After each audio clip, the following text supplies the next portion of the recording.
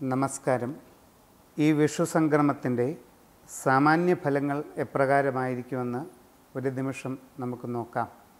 നിലവിൽ അഗ്നിമാരുത യോഗം തുടർന്നുകൊണ്ടിരിക്കെയാണ് വിഷു സംക്രമം വന്നു ചേരുന്നത്. അതിനാൽ തന്നെ ഈ വിഷു സംക്രമ ഫലത്തെ അഗ്നിമാരുത യോഗ ഫലങ്ങൾ പ്രതികൂലമായി സ്വാധീനിക്കുക തന്നെ ചെയ്തേക്കാം. സമൂഹത്തിൽ അപ്രതീക്ഷിതമായ പല സംഭവങ്ങളും ഉണ്ടാകുന്നതിന് സാധ്യത കാണുന്നു. വിലക്കയറ്റം, ക്ഷാമം, തൊഴിലില്ലായ്മ തുടങ്ങിയ സാമൂഹിക പ്രശ്നങ്ങൾ കൂടുതൽ വഷളാവുകയും അതിൻ്റെ ഫലമായി വളരെയധികം പ്രതിഷേധങ്ങൾ നാനാമേഖലകളിൽ ഉയർന്നു വരികയും ചെയ്തേക്കാം.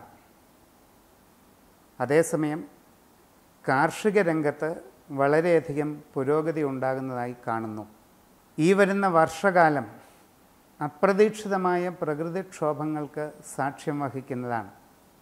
ഭാരതത്തിൻ്റെ വടക്കു പടിഞ്ഞാറൻ മേഖലകളിൽ അന്യാദൃശമായ അതിവർഷവും പ്രളയവും നാശനഷ്ടങ്ങളും ദുരിതങ്ങളും ഉണ്ടായേക്കാനുള്ള സാധ്യതയാണ് കാണുന്നത്.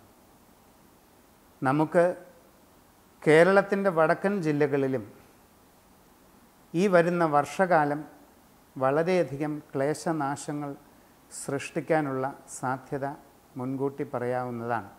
അഗ്നിമാരുത യോഗത്തിൻ്റേതായ ദുരിതഫലങ്ങൾ മെയ് മാസത്തോടുകൂടി അവസാനിക്കുമെങ്കിലും അത് സൃഷ്ടിച്ച ദോഷങ്ങളുടെ അലയൊലികൾ ഏതാനും മാസങ്ങൾ കൂടി തുടർന്നേക്കാൻ ഇടയുണ്ട്.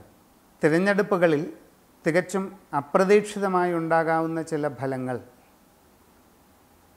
പിന്നീട് പ്രാദേശിക രാഷ്ട്രീയ രംഗത്തെ തന്നെ മാറ്റിമറിക്കും വിധം അസാധാരണമായ ചില സാഹചര്യങ്ങളെ സൃഷ്ടിക്കുന്നതായി കാണുന്നു. പൊതുവെ ഗുണദോഷ സമ്മിശ്രമായ ചലനങ്ങൾ ഈ വിഷു സംക്രമത്താൽ സമൂഹത്തിലൊട്ടാകെ ഉണ്ടായി വരുന്നതാണ്.